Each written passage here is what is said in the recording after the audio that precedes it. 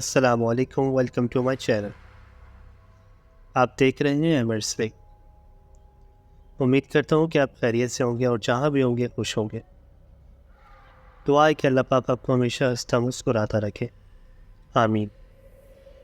لاکھوں درود نبی کریم صلی اللہ علیہ وسلم پر اور ان کی آل پر۔ جی ناظرین اکرام، یہ اسٹوری بہت زیادہ انٹرسٹنگ اور بہت زیادہ خوفناک ہونے والی ہے۔ اگر آپ کو کسی بھی قسم کا خوف یا ڈر لگتا ہو تو 3 بار آیت الکرسی پڑھ کر اپنے آس پاس کا آثار باندھ دیں، تاکہ آپ بغیر کسی خوف اور ڈر کے یہ کہانی سن سکیں۔ چلیں اسٹارٹ کرتے ہیں۔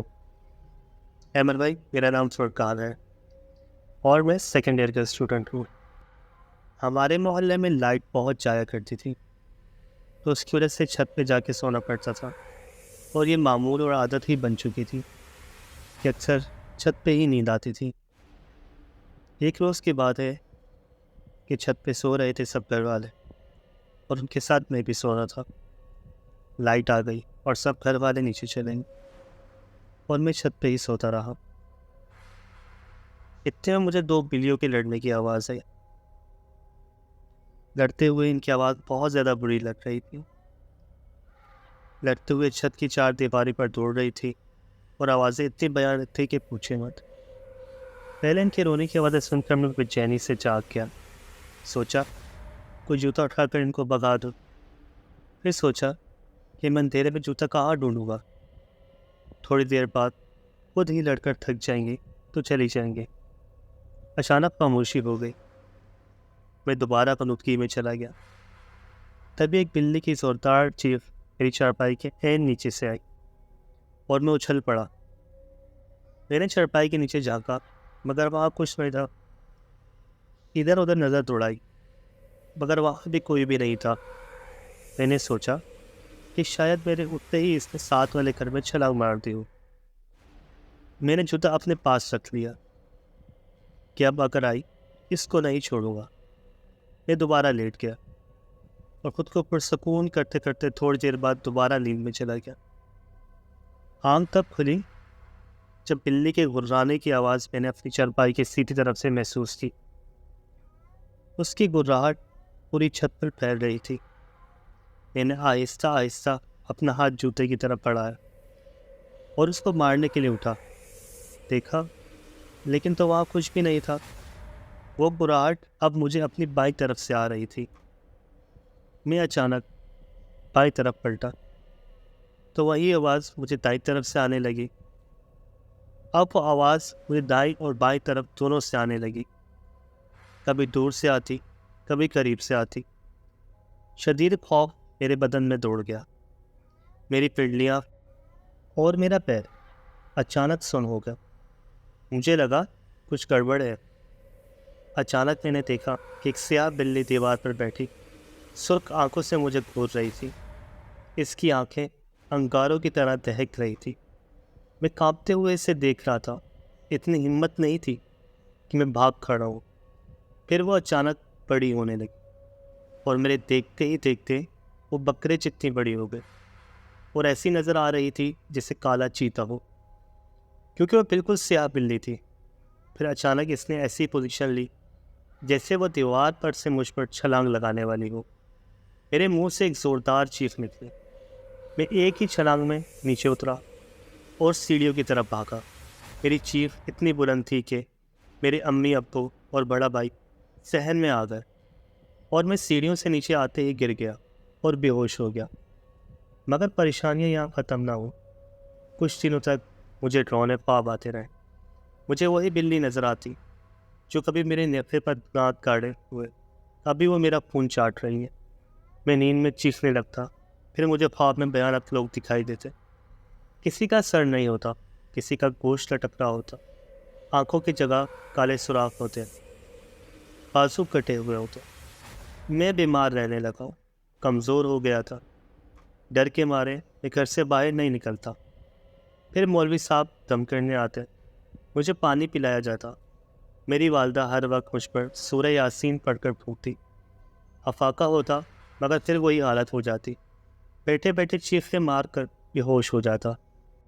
ایک روز میں بیٹھا پڑھ رہا تھا کسی کام سے کمرے میں امی کے پاس گیا۔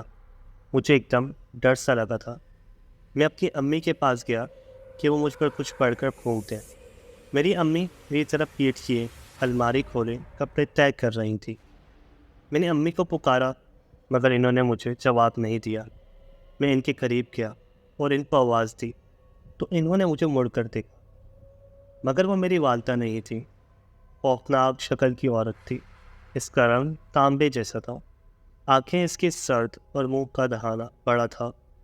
وہ ہاتھ پھیلائے ہنسی چلی جا رہی تھی اور مجھے اپنی طرف بلا رہی تھی۔ اس کے دانت چمک رہے تھے۔ میں نے تو پہلے ہی ڈر کے اپنی والدہ کے پاس دم کروانے آیا تھا۔ اس عورت کی شکل دیکھی تو وہیں بے ہوش ہو گیا۔ جب ہوش آیا تو مولوی صاحب میرے سرہانے بیٹھ کر کچھ پڑھ رہے تھے۔ میرے ابو شدید پریشانی میں بیٹھے تھے۔ مولوی صاحب کے پوچھنے پر ان کو میں نے ساری باتیں بتائی تو وہ سوچ میں پڑ گئے۔ پھر اس طرح کے واقعات میرے علاوہ میرے گھر کے دوسرے افراد کے ساتھ بھی پیش آنے لگے۔ کبھی باتھ روم کا دروازہ اندر سے بند ہو جاتا، پانی کی آوازیں آنے لگتی، تھوڑی دیر بعد دروازہ کھل جاتا لیکن اندر کوئی نہ ہوتا۔ ایک بار ہم سب رات کو ٹی وی دیکھ رہے تھے کہ بجلی کا بٹن ٹھک سے اوپر ہوا اور بلب بجھ گیا۔ ایک بار میری امی کی چارپائی کمرے کے بیچ میں کسی نے کھینچ کر دور کر دی۔ جب وہ سوئی ہوئی تھی، چیزیں ہم ایک جگہ رکھتے مگر ہمیں وہ دوسری جگہ سے ملتی۔ گھر کا ہر فرد ڈرا سہما رہنے لگا تھا۔ کوئی میرے ساتھ نہیں بیٹھتا تھا۔ سارے بہن بھائی مجھ سے گھن کھانے لگے تھے۔ کوئی میرے منہ پر تھوکنا بھی گوارا نہیں کرتا تھا۔ کالج میں دوست دور رہنے لگے تھے۔ کئی بار ہم دوست بیٹھے ہوتے تو میری پونگی خود بخود بجھنے لگتی، جس کی وجہ سے میں بے حد شرمندہ ہوتا۔ ہمارے گھر کا سکون غارت ہوئے 7 مہینے ہو گئے تھے۔ میں اپنی حالت سے اتنا تنگ ہوا کہ خودکشی کا سوچنے لگا۔ ایک روز ہمارے مولوی صاحب اپنے ساتھ ایک بزرگ کو لے کر آئے اور بتایا کہ یہ میرے مرشد ہیں۔ وہ بزرگ سفید کپڑوں میں تھے، سفید عمامہ تھا، چہرے پر سفید داڑھی تھی، ماتھا ایسے چمک رہا تھا جیسے روشنی پھوٹ رہی ہو۔ انہوں نے میرے ماتھے پر ہاتھ رکھا اور میں رو پڑا۔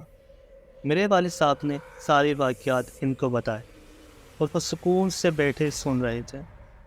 ان کے ہونٹوں پر ایسی مسکراہٹ تھی اور اتنا سکون تھا اور چہرے پر اتنا نور تھا کہ دل کرتا تھا کہ ان کو دیکھتے رہیں۔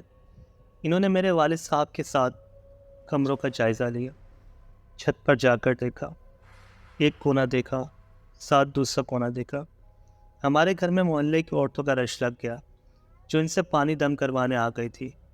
وہ میرے قریب آ کے بیٹھ گئے اور انہوں نے اپنے دائیں پیر کا انگوٹھا میرے ماتھے کے درمیان رکھا اور اپنی آنکھیں بند کر کے کچھ پڑھنے لگے۔